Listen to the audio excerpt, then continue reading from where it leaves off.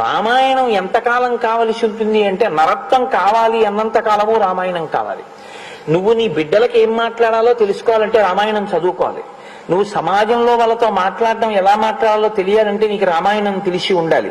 నువ్వు నీ గురువు గారిని ఎలా గౌరవించాలో తెలియాలంటే నీకు రామాయణం తెలియాలి. నీ పూర్వీకుల్ని నువ్వు ఎలా గౌరవించి మాట్లాడాలో తెలియాలంటే నీకు రామాయణం తెలియాలి.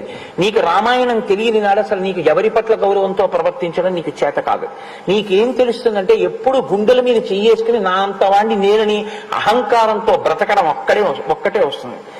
ఏదో చిన్న విభూతి దాన్ని అడ్డు పెట్టుకుని ఇంక ఇలా చూపించి ఎక్కడ లేని అహంకార ప్రకటనం చెయ్యడానికి మాత్రమే పనికొస్తుంది.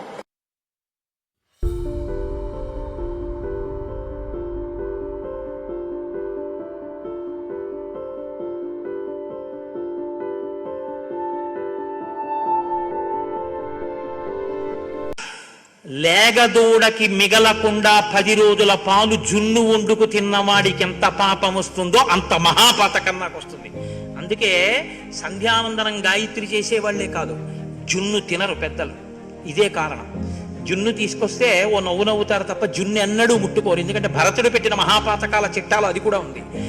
ఆవుకి దూడ పుడితే 10 రోజులు ఆ పాలు తాకూడదు, ముట్టుకోకూడదు, దాంతో ఏదీ వండుకు తినకూడదు ఆవు పాల విషయంలో.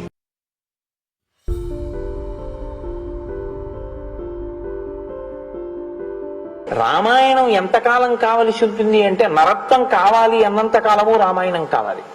నువ్వు నీ బిడ్డలకి ఏం మాట్లాడాలో తెలుసుకోవాలంటే రామాయణం చదువుకోవాలి. నువ్వు సమాజంలో వాళ్ళతో మాట్లాడడం ఎలా మాట్లాడాలో తెలియాలంటే నీకు రామాయణం తెలిసి ఉండాలి. నువ్వు నీ గురువు గారిని ఎలా గౌరవించాలో తెలియాలంటే నీకు రామాయణం తెలియాలి. నీ పూర్వీకుల్ని నువ్వు ఎలా గౌరవించి మాట్లాడాలో తెలియాలంటే నీకు రామాయణం తెలియాలి. నీకు రామాయణం తెలియని నాడు అసలు నీకు ఎవరి పట్ల గౌరవంతో ప్రవర్తించడం నీకు చేత కాదు.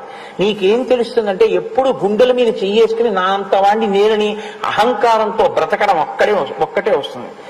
ఏదో చిన్న విభూతి దాన్ని అడ్డు పెట్టుకుని ఇంక ఇలా చూపించి ఎక్కడ లేని అహంకార ప్రకటనం చెయ్యడానికి మాత్రమే పనికొస్తుంది.